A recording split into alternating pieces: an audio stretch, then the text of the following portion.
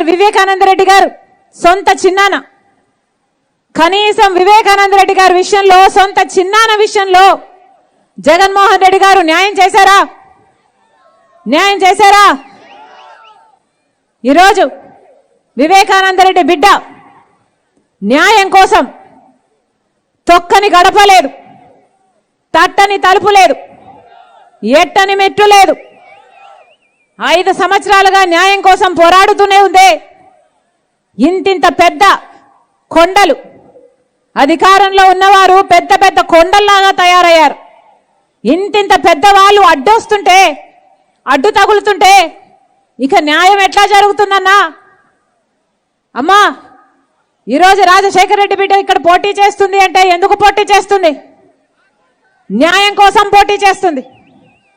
న్యాయం కోసం పోటీ చేస్తుంది. ప్రజలందరూ నిర్ణయించుకోవాలి, మీరు న్యాయం వైపా లేక నేరం వైపా? జగన్మోహన్ రెడ్డి గారు 5 సంవత్సరాలుగా అవినాష్ రెడ్డి గారిని కాపాడుతూనే వచ్చారు. ఈ 5 సంవత్సరాలలో అవినాష్ రెడ్డి గారు దోషి అని అక్యూజ్డ్ గా చేర్చింది సిబిఐ. సాక్ష్యాలు, ఆధారాలు అన్ని చూపుతుంది సిబిఐ.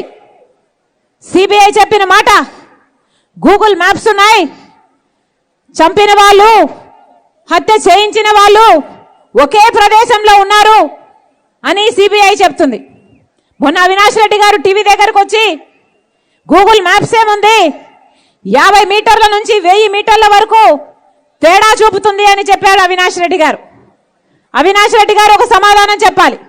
అయ్యా అవినాష్ రెడ్డి గారు, గూగుల్ మ్యాప్స్ 50 మీటర్ల నుంచి 1000 మీటర్ల వరకు తేడా చూపుతుంటే మరి అన్ని సాక్ష్యాలు, ఆధారాలు మీ ఇంటి వైపే ఎందుకు చూపుతున్నాయి? మీ ఇంటిలోనే ఎందుకు చూపుతున్నాయి అని అడుగుతున్నాం.